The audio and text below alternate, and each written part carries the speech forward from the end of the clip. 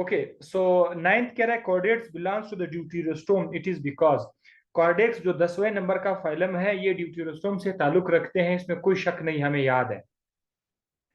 इनका एनस जो है ब्लास्टोपोर से बनता है, ब्लास्टोपोर से एनस, वाकई में इनका एनस ब्लास्टोपोर से बनता है। दूसरा क्या है, बी कह रहा है Seelam originate from the gut, Seelam इनका गट से ओरिजिनेट होता है, ये बिल्कुल सही है, दूसरा ऑप्शन भी सही, गट आउट आउट पाउचिंग, गट आउट पाउचिंग, गट आउट पाउच, ये लफ्ज जब भी आ जाए ना तो ये DEU ड्यूटेरोस्टोम के लिए, ठीक है।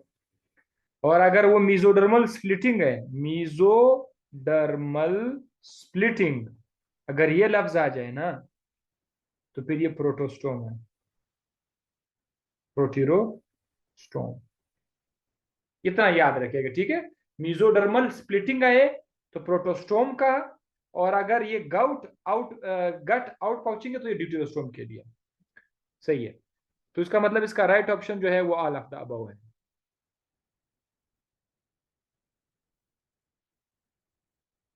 सही। All are correct statements about diploblastic animals, diploblastic के बारे में तमाम करेक्ट है, मां सिवाय। Their body consist of 2 layers of cells, ये तो सही है। Non cellular mesogloea is present, mesogloea बिल्कुल मौजूद है।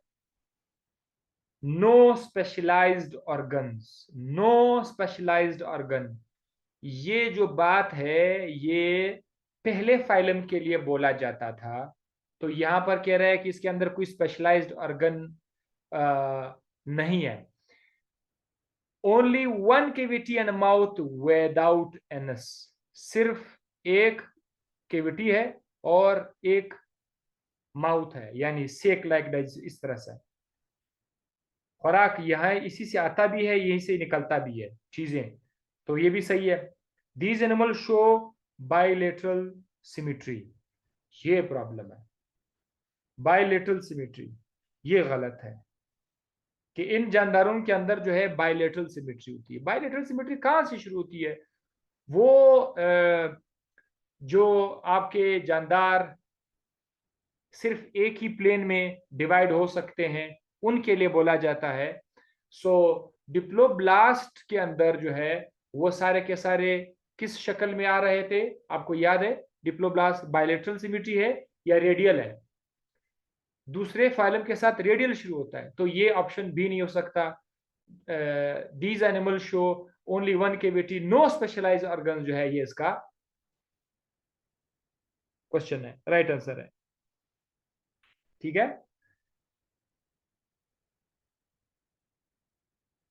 बल्कि हाँ, सॉरी सॉरी सॉरी, एक्सेप्ट मतलब जो नहीं है, तो वो ये ऑप्शन है E, these animal show bilateral symmetry, ये नहीं है, ए बी सी नहीं है, वो एक्सेप्ट कह रहा है कि जो नहीं है, तो वो ऑप्शन ई है कि इन एनिमल के पास बायलेटरल सिमेट्री है, बायलेटरल सिमेट्री डिप्लोब्लास्ट में नहीं है। Pick the correct statement about a coelomate, a coelomate के बारे में करेक्ट स्टेटमेंट, ए सिलुमेट का नाम लेते ही फौरन मेरे जहन में आएगा कि ए सिलुमेट जो है ये आपका थर्ड फाइलम है, थर्ड फाइलम है, ट्रिप्लोब्लास्ट है जिसमें ए सिलुमेट है, तो थर्ड फाइलम के बारे में बात हो रही है। ए सिलुमेट के बारे में करेक्ट स्टेटमेंट क्या है, फाइलम प्लेथिलमेंथिस, फाइलम जो प्लेथिलमेंथिस है वो यहां से ताल्लुक रखता है, वाकई में फाइलम प्लेथिलमेंथिस जो है वो थर्ड फाइलम है। Sac type gut is present with no specialised transport system, इसके अंदर थैली की तरह गट सिस्टम है, यानी चीजें एक ही माउथ से आते हैं और बाहर भी जाते हैं, ये भी सही है। The excretory system consist of flame cells, इनके अंदर फ्लेम सेल्स है जिससे कचरा वगैरह बाहर निकलता है, 3 के 3 पॉइंट सही कह रहे हैं। अच्छा, तो A and C both, A B E is the correct option, इसीलिए तो फाइलम्स को आपको पढ़ना भी होगा, क्योंकि ये वाला जो सवाल है कि इनमें से फ्लेम सेल है या कौन सा सेल है, किस चीज से कचरा निकलता है, ब्रेन नहीं है, वो आपको वहां से मिलेगा। सो इसीलिए आप लोग रीडिंग भी जरूर दिया करें, बाकी जो फाइलम्स है हल्के हल्के रीडिंग, जस्ट कुछ स्पेशल पॉइंट्स आपने उठाने हैं और मैंने वो एक्सप्लेन किया हुआ। 12 फॉल्स स्टेटमेंट अबाउट सीडोसिलुमेट, सीडोसिलिमेट जैसे ये लफ्ज आ जाता है ना, तो मेरे जहन में नंबर चेंज होता है, मेरे जहन में 4 आ जाता है, क्योंकि मैंने इसी तरीके से किया हुआ है। ठीक है, 3 नंबर जो था वो एसिलिमेट के लिए है, 4 नंबर जो है ये सीडोसिलिमेट के लिए। हमेशा मैं, बस मुझे याद है 4 number is for pseudocoelomate, 5 number is for coelomate, छठा वो सब फिर वो सब सिलुमेट हो जाएंगे। तो ये जो फास्ट एलिमेंट अबाउट सीडोसिलिमेट चौथे फाइलम की बात हो रही है। It is not lined by the coelomic epithelium, इसमें सिलमिक एपिथेलियम नहीं है। बिल्कुल सही है, सिलमिक एपिथेलियम इसमें नहीं है, जो सीडो होते हैं, सीडो इसमें सिलमिक एपिथेलियम नहीं होता। अब आप बोलते हैं कि यार ये सिलमिक एपिथेलियम क्या है, अगर आप सीलम की तरफ जाएंगे ना, तो सीलम को एक्सप्लेन मैंने किया हुआ है। जो सीडोसिलम है, सीडोसिलम के अंदर मैंने ये एक्सप्लेन किया हुआ है कि वहां पर जो कैविटी है उसको हर तरफ से कवर नहीं किया हुआ है एपिथेलियल में, तो ये तो सही है, इसमें तो कवर नहीं किया हुआ है। It has no relation with reproductive and excretory organs. हाँ, इसका रिप्रोडक्टिव और एक्सक्रीटरी ऑर्गन से कोई ताल्लुक नहीं है, बिल्कुल, ये भी तो सही कह रहा है। It develops from the gastrocoel of the embryo, ये एम्ब्रियो के गैस्ट्रोसील से बन जाता है। Both A and B, both A, B and C. So A and B is the right option। यहाँ पर पहला सही है, दूसरा सही है। It is lined by coelomic epithelium, it is not, and it has no relation, so A and B both are correct, A and B both are correct।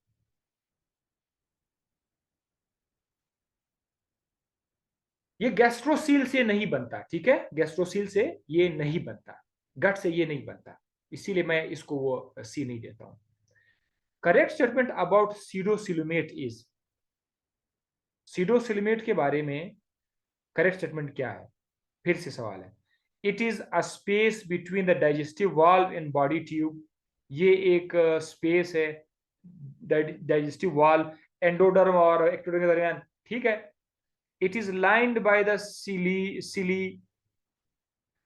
Bye the coelomic epithelium, ये गलत है, coelomic epithelium इसमें नहीं है। It does not develop from the blastocoel of the embryo, ये blastocoel से नहीं बनता। It is bound externally by the muscle and internally by the cuticle of the intestine, ये करेक्ट स्टेटमेंट जो है यहाँ पर सीडोसिलमेट के बारे में। It is a space between the digestive wall and body tube. अच्छा, इस सवाल के अंदर एक मिस्टेक है, ये मैं आपको फिर बाद में बताऊं, इसको छोड़ देते हैं, 14 को आप छोड़ देते हैं, सही है। ये मैं आपको ग्रुप में बाद में शेयर करता हूँ कि इसका राइट आंसर क्या है, इसको मैं चेंज कर लूंगा।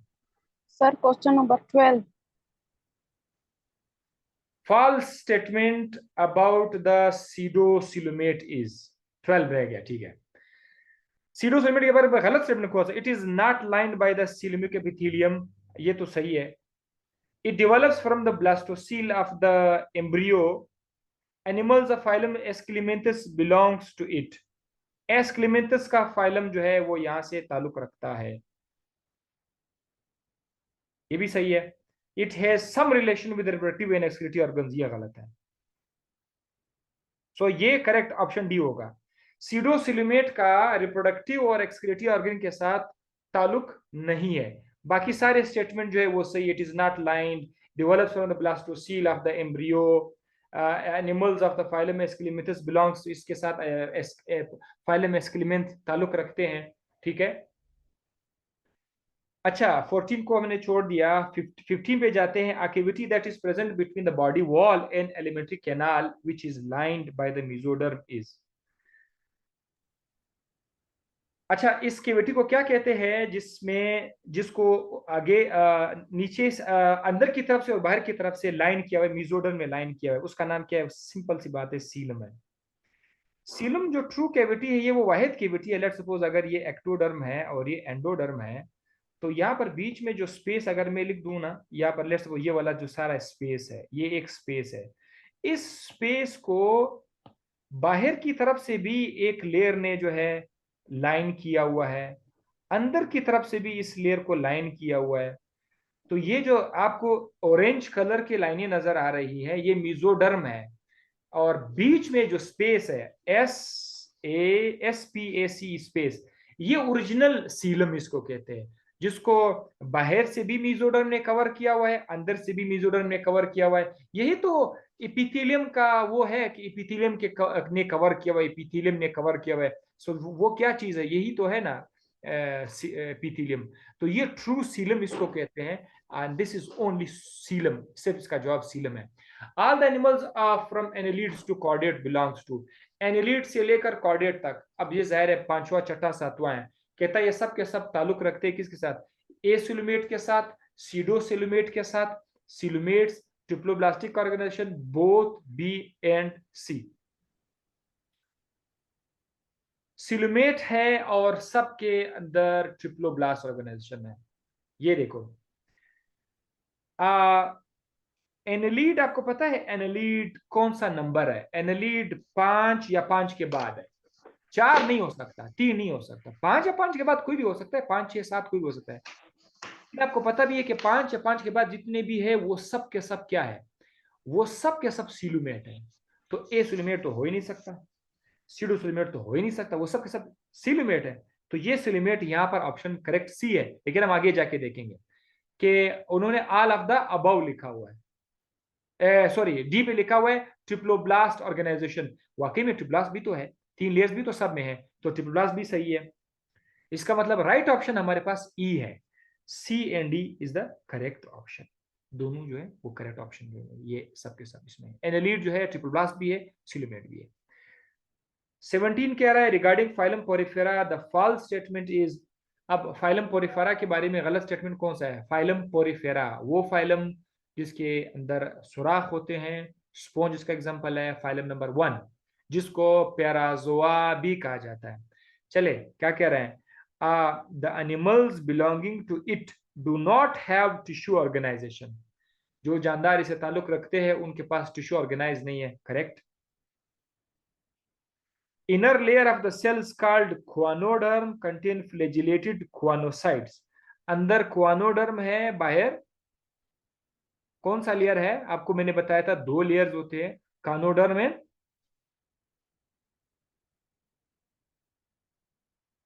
यहां पर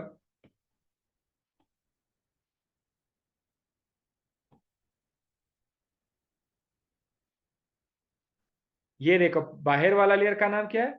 पिनाकोडर्म, अंदर वाली लेयर का नाम क्या है? क्वानोडर्म। ये ऑलरेडी आपको पता है, तो ये इसमें अभी भी शामिल है। Inner layer of the cell called choanoderm containing flagellated choanocytes. Food is taken by the water current set by the flagella of choanocyte. All sponges are able to move except larva. ये problem जो है, ये statement जो है ना कि तमाम के तमाम स्पॉन्जेस हरकत कर सकते हैं मां से लार्वा की, ये उल्टा लिखा हुआ है। लार्वा हरकत कर सकते हैं, बाकी हरकत नहीं कर सकते हैं। So this is the right option, this is the all sponges are able to move except, ये इसको हम लोग क्लिक कर देंगे, सही है। अच्छा 18 कह रहा है the skeleton of sponge is made up of, ये जो स्पॉन्जेस है यानी जो फाइलम पोरिफेरा है इसके अंदर स्केलेटन है कि नहीं। अब ये सवाल मैंने कहाँ से लाया? ये सवाल मैंने वहां से नहीं लाया, डिप्लोब्लास्ट सीबीटी वगैरह से नहीं लाया हुआ है, ये सवाल मैंने बाकी रीडिंग से लाया हुआ है, बाकी जो आप फाइलम को रीडिंग्स देते हैं। स्पॉन्ज का स्केलेटन किस चीज से मिलकर बना हुआ है? स्पॉन्ज के अंदर कोई हड्डी नहीं है, लेकिन उसके अंदर जो है क्रिस्टलाइन स्ट्रक्चर उसमें जरूर मौजूद होते हैं। वो जो क्रिस्टलाइन स्ट्रक्चर्स होते हैं वो किस चीज से मिलके बने हुए हैं? वो कैलकेरियस भी है और सिलिशियस भी है, सिलिकॉन के भी, सिलिकॉन डाइऑक्साइड के बने हुए भी है, और कैल्शियम भी उसके अंदर मौजूद है, दोनों इसके अंदर मौजूद है। अब ये बुकिश टाइप का एमसीक्यूज है, आपने बुक में रीडिंग पढ़ा हुआ है, रीडिंग आपको समझ आया हुआ है, तो अब ये सवाल आ गया। मोस्टली एमडीकेट में सवाल जब आएगा आपसे पूछा जाएगा कि सिमेट्री है या नहीं है, ट्रिप्लोब्लास्ट है, प्रोटोस्टोम है, वो आपसे पूछा जाएगा। इस तरह के सवालात भी इक्का दुक्का आ सकते हैं। 10 फाइलम है, 10 में से 10 फाइलम में से पता नहीं कहां से कौन सा पॉइंट आया ये पता नहीं। One of the statement about sponge is false. अब बात सिर्फ उसी एक फाइलम के अंदर हो रही है, मैं बातों पॉइंट्स को दूसरे फाइलम से भी ला सकता था, थर्ड से भी ला सकता था, लेकिन मेरा काम क्या है आपका एमसीक्यूज को ट्रेन करना कि फाइलम कोई भी हो एमसीक्यूज किस तरह से आ सकते हैं। So one of the statement about sponge is false. Sponge के बारे में गलत स्टेटमेंट है। Ostia is the main opening through which water leaves. Ostia से पानी बाहर निकलता है। The skeleton is needle like structure called spicules. Asexual reproduction is by budding. Most sponges are hermaphrodite. Sponges hermaphrodite है, मतलब दोनों स्ट्रक्चर उसके अंदर है, मेल फीमेल ऑर्गन्स दोनों उसके अंदर मौजूद है।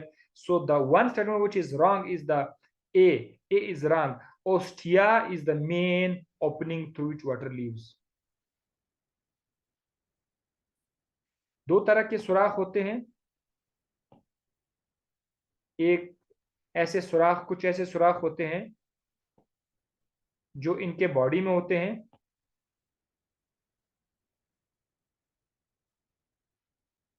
और एक मेन सुराख होता है यहां पर। सो कहते हैं ओस्टिया वो है जिससे पानी बाहर जाता है, हालांकि ओस्टिया से पानी अंदर आते हैं, ओस्टिया से पानी अंदर आते हैं, लेकिन उन्होंने कहा कि ओस्टिया से पानी बाहर जाता है, तो ये गलत स्टेटमेंट है। इसका मतलब क्या हुआ कि आप लोगों ने फाइलम्स को रीडिंग देना है और माइंड में हिफ्स करना है कि किस पोर से पानी निकलता है, किस पोर से पानी आता है। यार यही तो मसला है एमसीक्यूज का।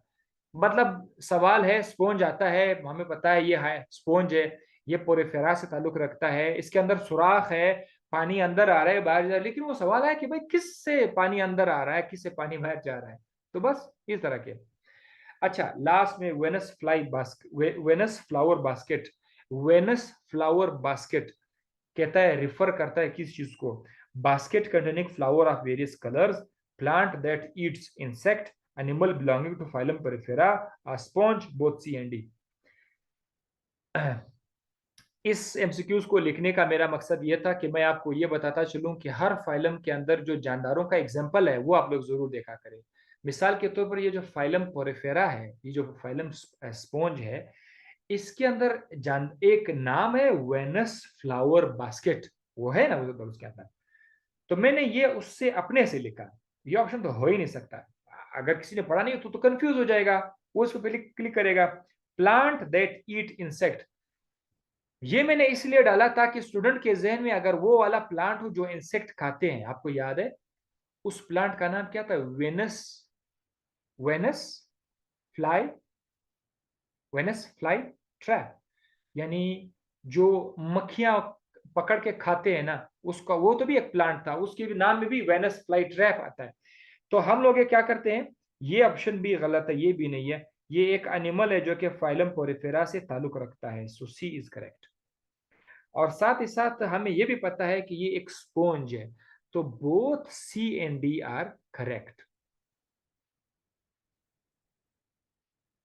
ठीक है, यहां तक हो गया किंगडम एनिमिलिया का सारा जितना एमसीक्यूज मैंने बनाए थे, जितना आइडिया मैंने आपको दिया था। मुझे उम्मीद है कि हफ्ते के दिन जो आपका टेस्ट होगा, सैटरडे के टेस्ट में, एक तो मैं ये जंजाल भी डाल दूंगा, बायलेटरल, रेडियल, सिमेट्री वगैरह, उसके एक क्वेश्चन भी आएंगे, और साथ ही साथ रीडिंग टाइप के क्वेश्चन भी आ जाएंगे कि फाइलम को मैं टच करूंगा, कि किसी भी फाइलम को टच करके वहां से कोई एग्जांपल उठा के आपसे सवाल कर सकता हूं। ठीक है, राइट। अच्छा, अब हम चलते हैं इंजाइम की तरफ। ठीक है, इंजाइम की तरफ हम चलते हैं, चैप्टर नंबर 4 या 3 की तरफ, इंजाइम की तरफ भी जाते हैं।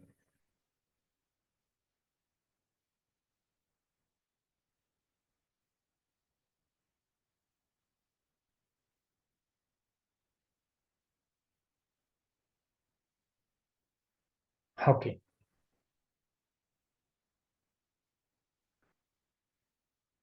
एंजाइम से किस किस तरह के सवालात आ सकते हैं, क्या कॉन्सेप्ट है, क्या क्या आइडिया है, यहाँ पर एंजाइम वाले चैप्टर में रटा बहुत कम है, हिप्स बहुत कम है, कॉन्सेप्ट ज्यादा है। अच्छा, यहां से देखिए, enzyme literally means in substrate, in fungi, in algae, in yeast, both B and C, both B and D. ये सवाल जो शुरू शुरू में मैं बना रहा था, इसने मुझे बहुत कंफ्यूज किया था, क्योंकि एंजाइम में आपको पता है इन का, इन मतलब, इन जाइम का मतलब है यीस्ट, है ना? तो सवाल बुक में यही लिखा है कि एंजाइम का मतलब है इन यीस्ट, लेकिन अगर आप यीस्ट पे गौर करें ना तो यीस्ट खुद एक फंजाई भी है।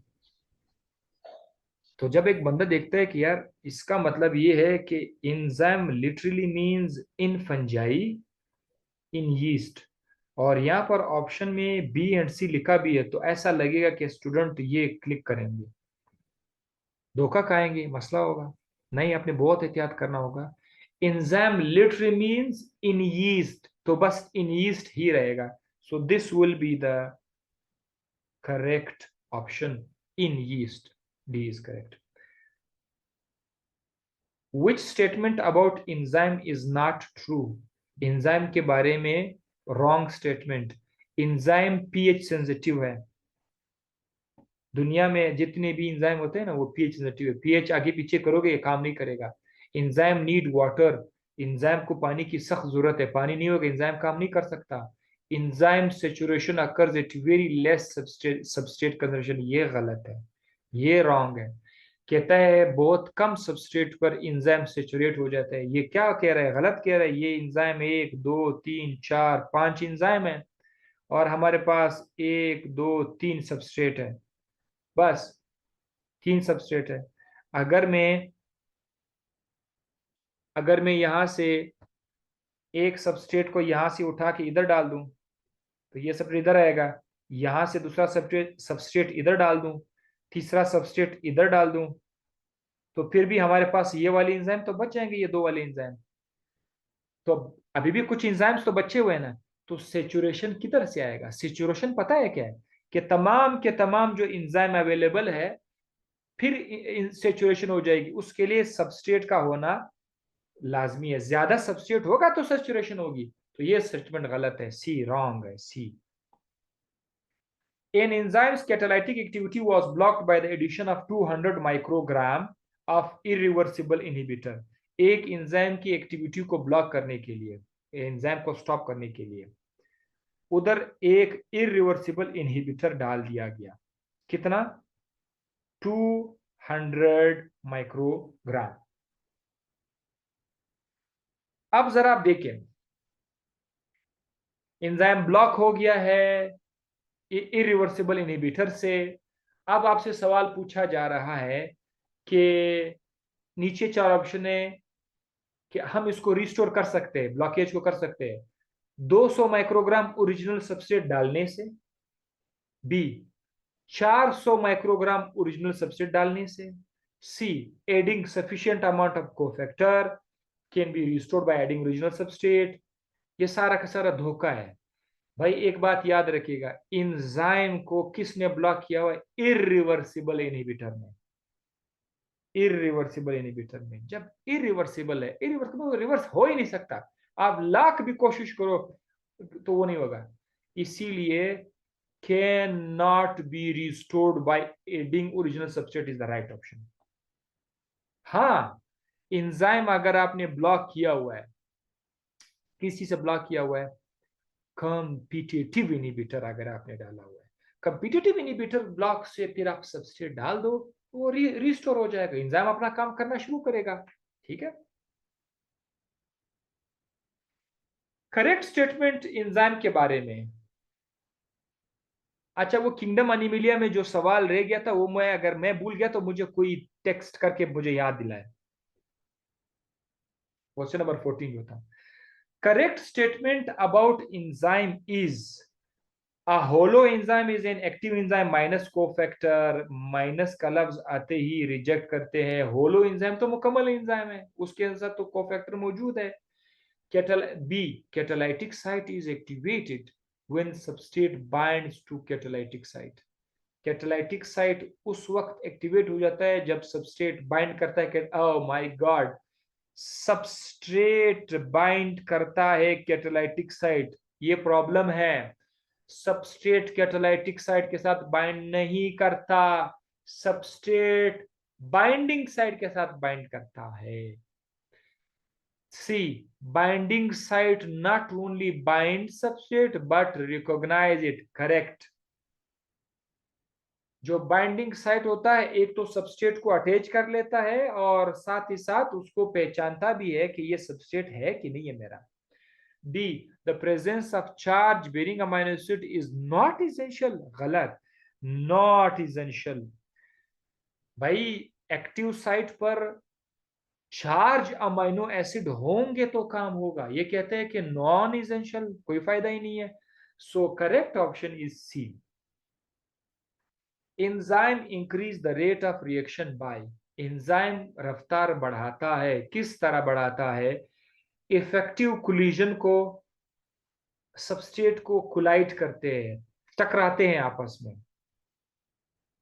बिल्कुल, जब सबस्ट्रेट अच्छी तरीके से कोलाइड करेंगे रफ्तार बढ़ेगा। Increasing activating collision of substrate है, activating collision, this is just डाला गया है।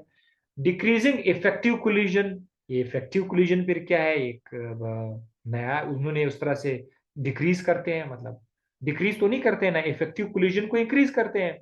कोलिजन तो ठीक है, सबस्ट्रेट अगर कोलाइड करेंगे ना तो अच्छा रिएक्शन होगा, तेज रिएक्शन। कोलिजन तो ठीक है, लेकिन ये डिक्रीज करना जो है ना अच्छा नहीं है। Decreasing the effective collision of substrate, सब के सब गलत है। पहला सही है, increasing the effective collision of the substrate. Rate of enzyme action can be increased by. Enzyme के एक्शन को इंक्रीज किया जा सकता है इंक्रीजिंग द पीएच। गलत, पीएच ज्यादा कम करने से काम नहीं बनता। पीएच को चेंज करने से एंजाइम का रफ्तार चेंज हो जाता है, लेकिन पीएच को बढ़ाने से या कम करने से रफ्तार बढ़ा या छोटा नहीं होता। याद रखिएगा, पीएच का एंजाइम के रेट पर बहुत बड़ा असर है, लेकिन इस तरह नहीं जैसे टेम्परेचर। जैसे हमने टेम्परेचर बढ़ाने से, एक हद तक टेम्परेचर बढ़ाने से रफ्तार बढ़ता है, इस तरह नहीं है। पीएच इंक्रीज डिक्रीज से आप रफ्तार को नहीं बढ़ा सकते हैं। हो सकता है कि एक एंजाइम के पीएच को इंक्रीज करने से रफ्तार बढ़ जाए, हो सकता है किसी दूसरे एंजाइम का पीएच कम करने से। तो पीएच एंजाइम पे डिपेंड करता है कि वो कौन सा एंजाइम है, फिर डिसाइड होगा कि इसका पीएच कम करना है या ज्यादा करना है। सी, इंक्रीजिंग सबस्ट्रेट कंसंट्रेशन, हाँ, सबस्ट्रेट कंसंट्रेशन ज्यादा करने से एंजाइम का रफ्तार बढ़ सकता है।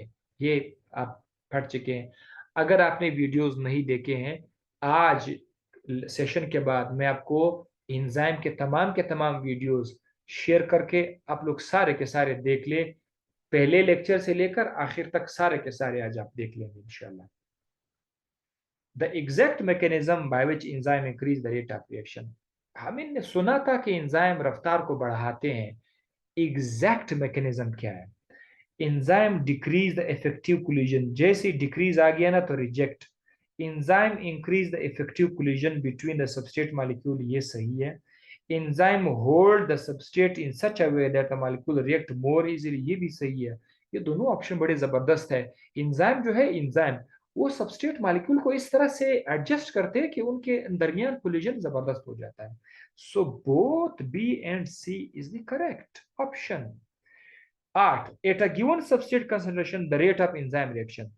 अब एक खास अमाउंट सबस्ट्रेट पड़ा हुआ है, बस एक खास अमाउंट पड़ा हुआ है, कहता है इस हालत में एंजाइम का रफ्तार क्या होगा? एंजाइम का रफ्तार इंक्रीज एट द बिगिनिंग, शुरू में बढ़ जाएगा फिर कम हो जाएगा। Increase at the beginning and then increase गलत कह रहे हैं। आमतौर पर जरा एक बात याद रखिएगा, एंजाइम के सामने फिक्स्ड अमाउंट ऑफ सबस्ट्रेट पड़ा हुआ है, शुरू में ज्यादा है, शुरू में रफ्तार एकदम बढ़ेगा, शुरू में रफ्तार बढ़ेगा, लेकिन चूंकि सबस्ट्रेट साथ साथ खत्म हो रहा है, सबस्ट्रेट एस कन्वर्ट हो रहा है प्रोडक्ट में, तो भाई सबस्ट्रेट तो कम हो रहा है, तो सबस्ट्रेट कम होने से रफ्तार कम हो जाएगा। तो शुरू में रफ्तार बढ़ेगा, बाद में कम होएगा। सो बी करेक्ट नहीं है। रिमेन कांस्टेंट, ये तो बिल्कुल गलत कह रहा है कि बस रफ्तार बिल्कुल कांस्टेंट रहेगा ना। Increase at the beginning and then further increase, शुरू में बढ़ेगा बाद में और बढ़ेगा, अजीब सी बात है। सो पहला करेक्ट है, बढ़ेगा फिर कम होएगा, this is correct. 8 enzyme saturation point, saturation आपको मैं बता चुका हूं, हाँ बिल्कुल सारे के सारे एंजाइम कवर हो गए। 50 इंजाइम है, 50 के 50 इंजाइम सबस्ट्रेट के ऊपर आ गए हैं, इसकी this is called saturation. Saturation point पर अगर आप लोग ऐड करोगे मोर सबस्ट्रेट और भी सबस्ट्रेट ऐड करोगे, रिएक्शन को क्या होगा, रिएक्शन इंक्रीज होगा, रिएक्शन डिक्रीज होगा, no change in the rate of reaction, all of the above only and C.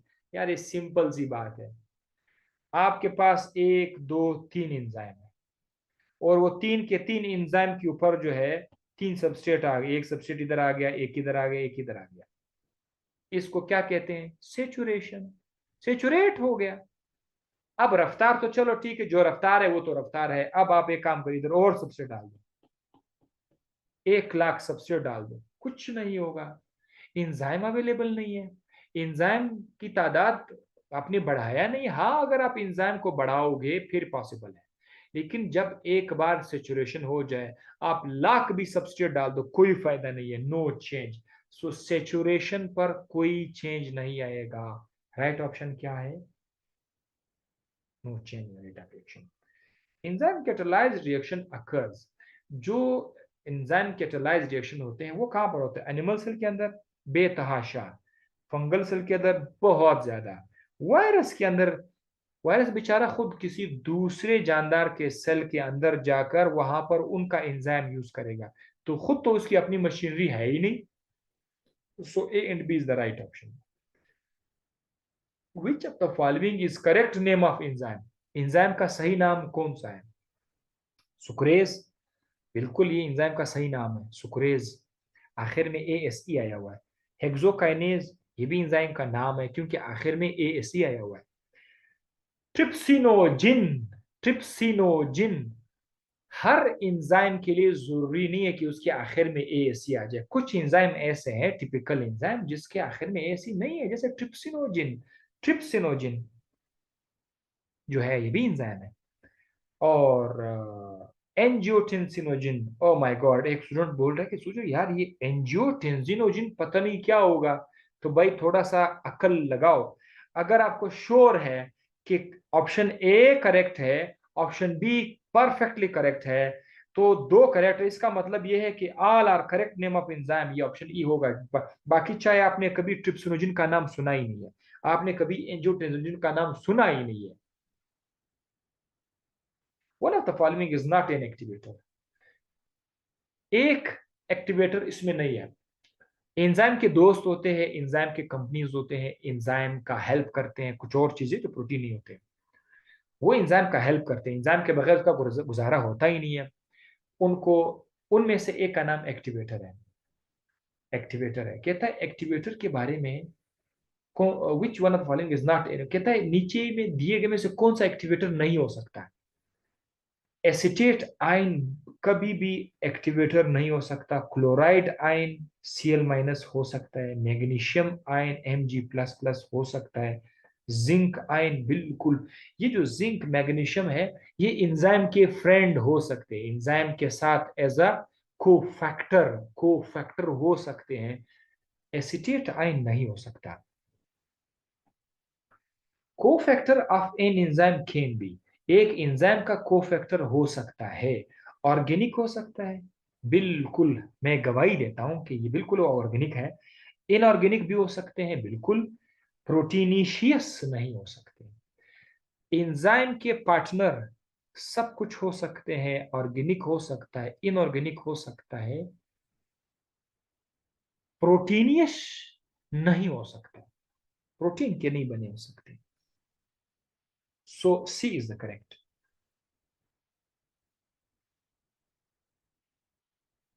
Enzyme are sensitive to all except, तमाम के तमाम चीजों पर एंजाइम का असर हो सकता है, एंजाइम खराब हो सकता है, एंजाइम आगे पीछे हो सकता है, लेकिन एक चीज ऐसा है जिसका एंजाइम पर कोई असर नहीं होता, ना उससे एंजाइम आगे बढ़ सकता है ना नीचे आ सकता है, क्या है, पीएच एंजाइम पर असर करता है, अच्छा खासा असर करता है।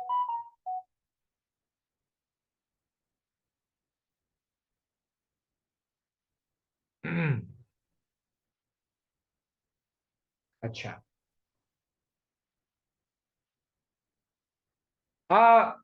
टेम्परेचर भी इस पे बड़ा अच्छा खासा असर है। टेम्परेचर बढ़ाने से एंजाइम का रफ्तार बढ़ता है एक खास हद तक। मजीद बढ़ाओगे तो एंजाइम सारा का सारा डिस्ट्रॉय हो जाएगा, रिएक्शन जीरो हो जाएगा। प्रोटीन की कंसंट्रेशन बढ़ाने से, यार ये बड़ा जबरदस्त सवाल है। प्रोटीन की कंसंट्रेशन बढ़ाने से इस तरह का कोई चीज आपको बुक में नहीं मिलेगा। प्रोटीन कंसंट्रेशन, स्टूडेंट फौरन इसको क्लिक करेगा, यार ये जो है ये एक्सेप्ट हो सकता है। हालांकि प्रोटीन कंसंट्रेशन दरअसल किसकी तरफ इशारा है? एंजाइम की तरफ इशारा है। एंजाइम की कंसंट्रेशन रफ्तार पर बहुत बड़ा असर करता है। बाज ऐसे हालात होते हैं एंजाइम की तादाद बढ़ाने से रफ्तार बढ़ जाता है। मिसाल के तौर पर आया सबस्ट्रेट एस 6 सबस्ट्रेट है, आपके पास एंजाइम एक, सिर्फ 2 एंजाइम है। अगर आपके पास 2 एंजाइम है, 6 सबस्ट्रेट है, तो रफ्तार कुछ और होगा। अगर आप 3 या 4 एंजाइम लोगे, एंजाइम की तादाद ज्यादा करने से अब रफ्तार बढ़ जाएगा, क्योंकि सबस्ट्रेट तो ज्यादा पड़े हुए हैं। सो लिहाजा option D is the correct option, partial pressure of oxygen. Partial pressure of oxygen, वो किधर से पता नहीं वो बात टच करे, पार्शियल प्रेशर ऑक्सीजन हो ही नहीं सकता। Correct statement about enzyme cofactor है। एंजाइम कोफैक्टर के बारे में करेक्ट स्टेटमेंट क्या होगा? All enzyme need cofactor, all enzyme. यार ये बड़ा स्पेशल स्टेटमेंट होता, लेकिन अब में नहीं है, क्योंकि इधर क्या लिखा हुआ है?